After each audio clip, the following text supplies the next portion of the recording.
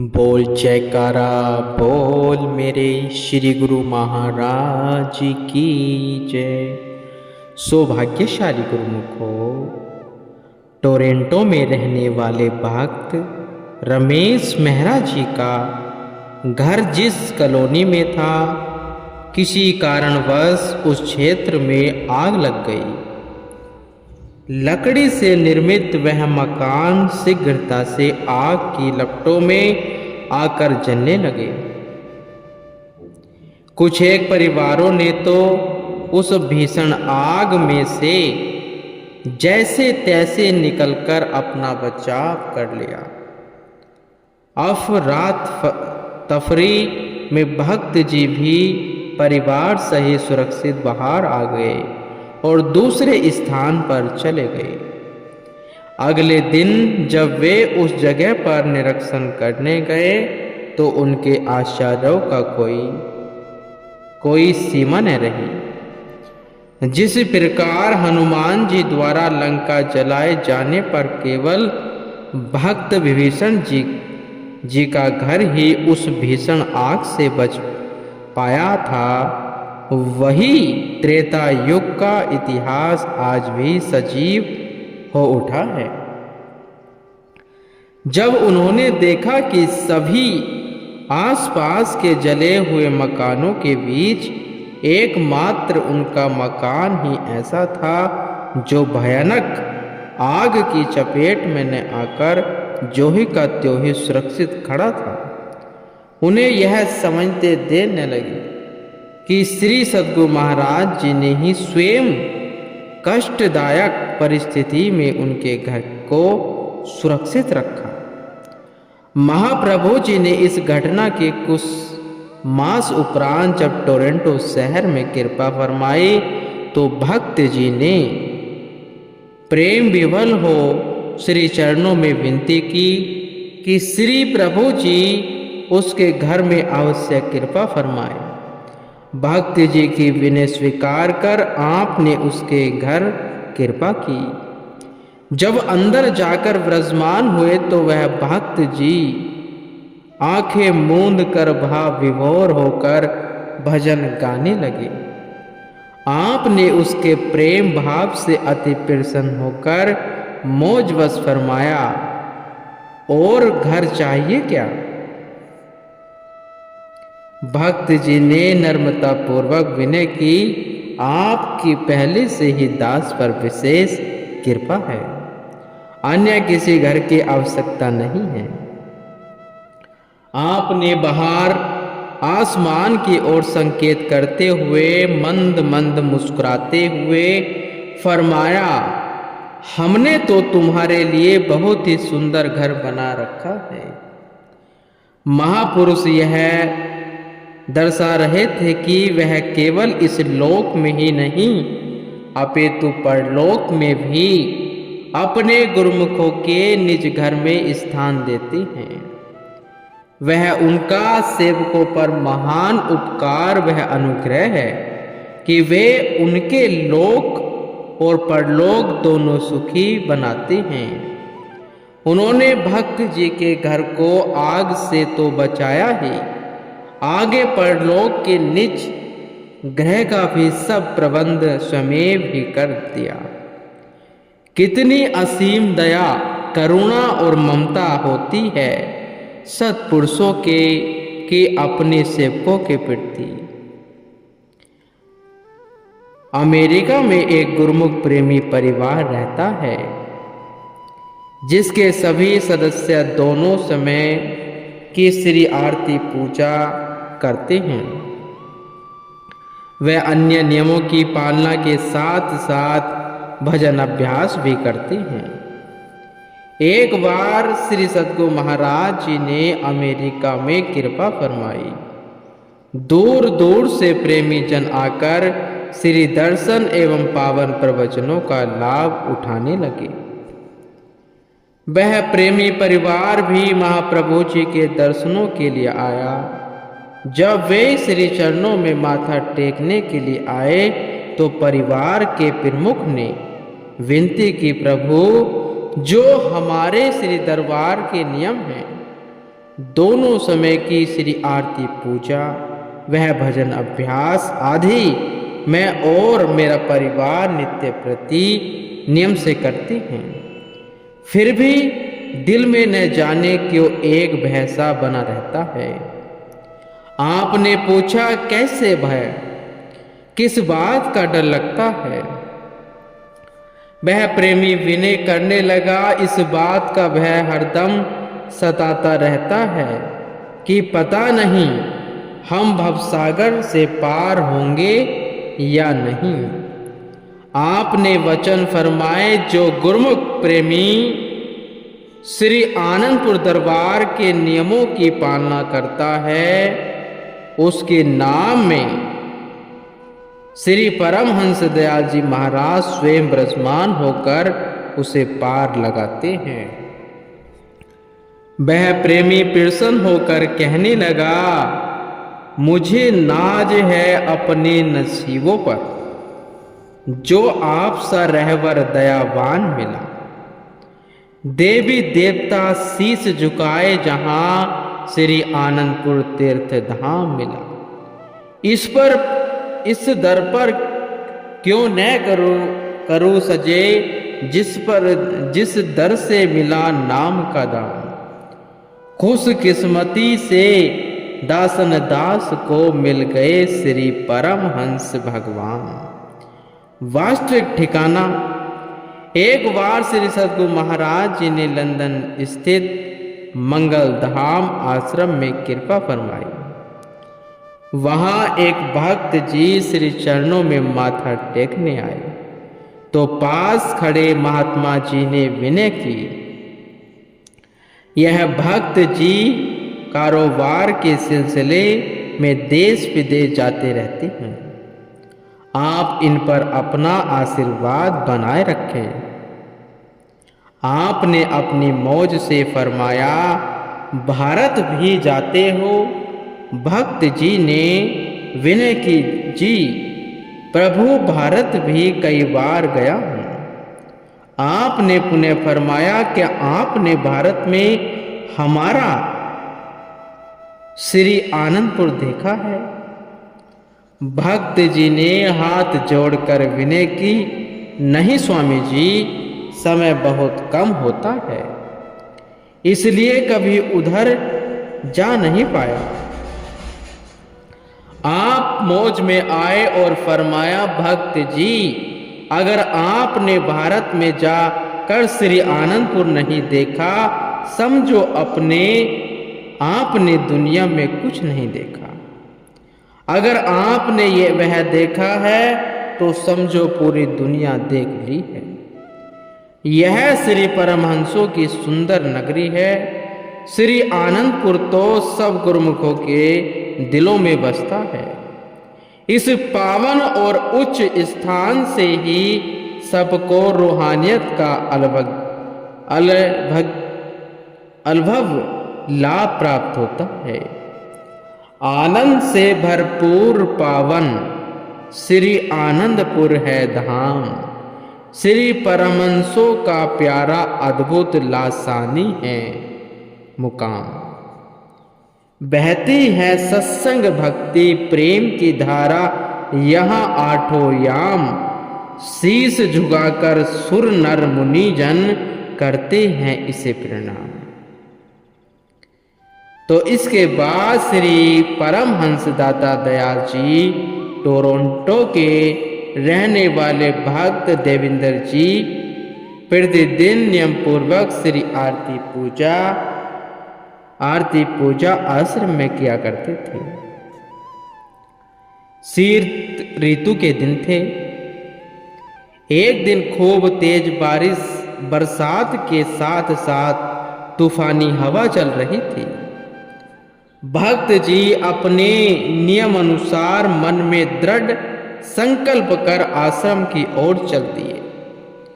जब वे आश्रम पहुंचे तो देखा कि आश्रम के अहाते के मुख्य द्वार पर ताला लगा हुआ था। वह अंदर की घंटी भी न बजा पाए। यद्यपि ऐसे बर्फीले तूफान में गाड़ियां उर्फ के बीच फंस जाती। फिर भी उन्होंने वही अपनी गाड़ी में बैठकर श्री आरती पूजा की। जब वे वापस जाने लगे तो उनके सामने ही 3 बार द्वार के खटखटाने की आवाज आई। एक ही झटके से मुख्य द्वार का ताला टूट गया और द्वार खुल गया। भक्त जी ने चारों ओर दृष्टि दौड़ाई, लेकिन आसपास कोई दिखाई नहीं दिया। वहां के ताले इतने ठोस और मजबूत होते हैं जिन्हें सरलता से तोड़ा नहीं जा सकता। भक्त जी गाड़ी अंदर ले आए और अंदर आकर घंटी बजाई। आश्रम निवासियों ने यह सोचकर अहाते के मुख्य द्वार पर ताला लगाया था कि ऐसे तूफान में आज कौन आएगा। घंटे की आवाज सुनकर आश्रम में रहने वाले गुरुमुख हैरान हो गए।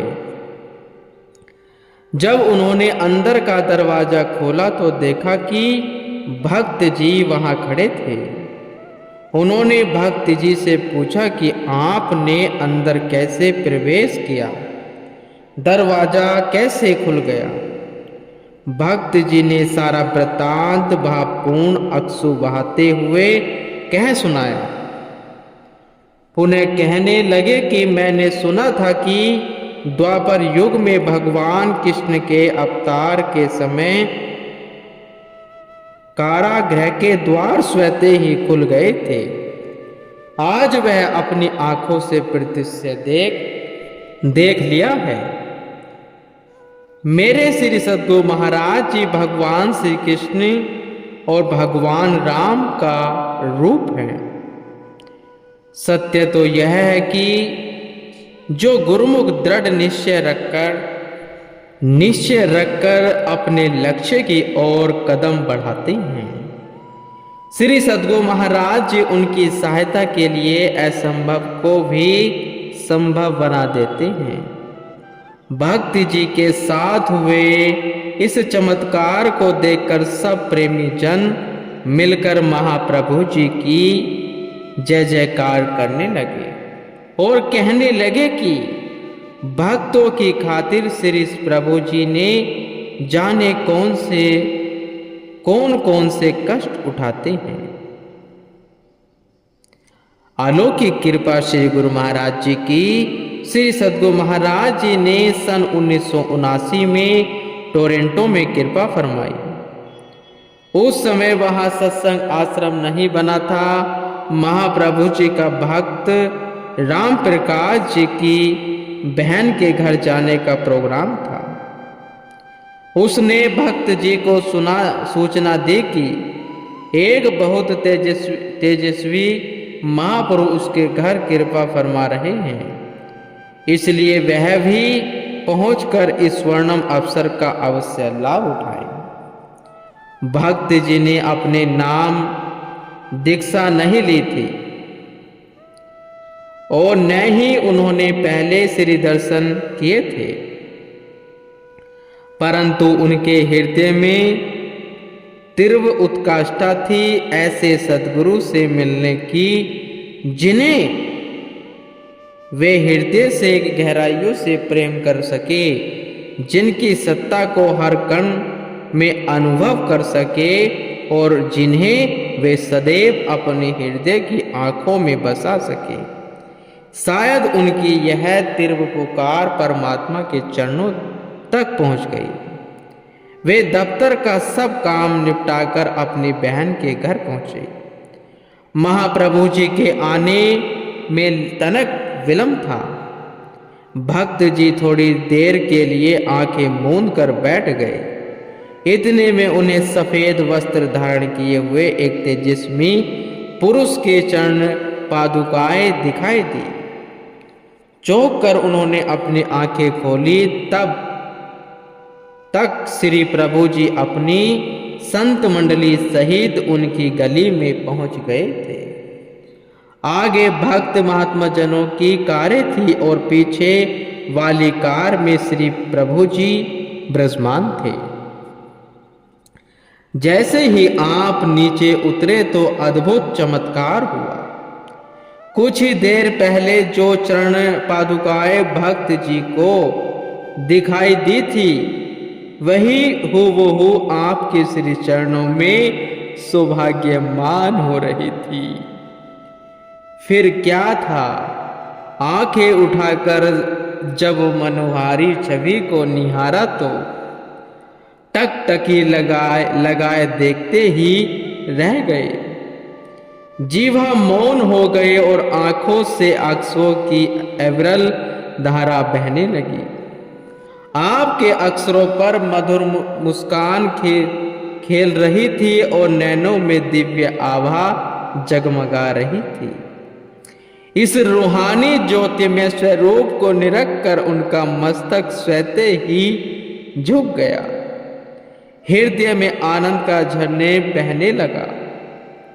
आप अंदर प्रवेश कर जहां विराजमान हुए, भक्त जी ठीक सामने बैठ गए।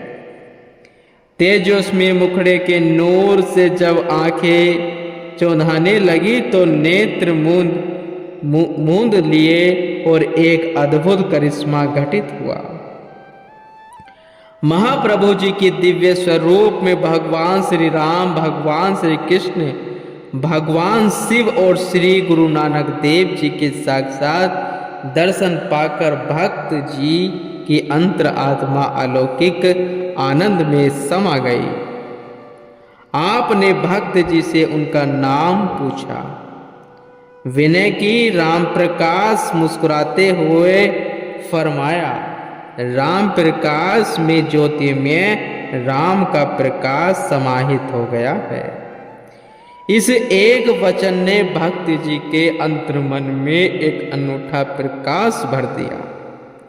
अब तो वे दिल ही दिल में यह प्रार्थना करने लगे कि महाप्रभु जी मेरा घर कब पवित्र करेंगे।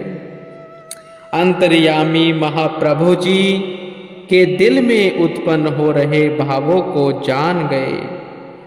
महात्मा परम योगानंद जी को फरमाया कि अन्य सब भक्तों के घर जाने से पूर्व सर्वप्रथम राम प्रकाश के घर चलो। भक्त जी को भी वहां पहुंचने का आदेश दिया। भक्तों को भी वहीं पहुंचने का आदेश दिया और भक्त जी की आत्मा गदगद हो उठी। श्री सद्गुरु महाराज जी ने सारे घर को पावन चरण रज से कृतार्थ करते हुए अपनी अपार कृपा फरमाते हुए सारे परिवार को नाम की दीक्षा दी। कहते हैं भगवान जिस पर दयाल होते हैं तो छप्पर फाड़ कर देते हैं, लेकिन जिस पर महापुरुष दयाल हो जाए उसे भक्ति की सर्वश्रेष्ठ और अमूल्य दात से माला माल कर देते हैं। भक्त जी पर भी ऐसी ही कृपा हुई। आपने उन्हें अपने घर में श्री मंदिर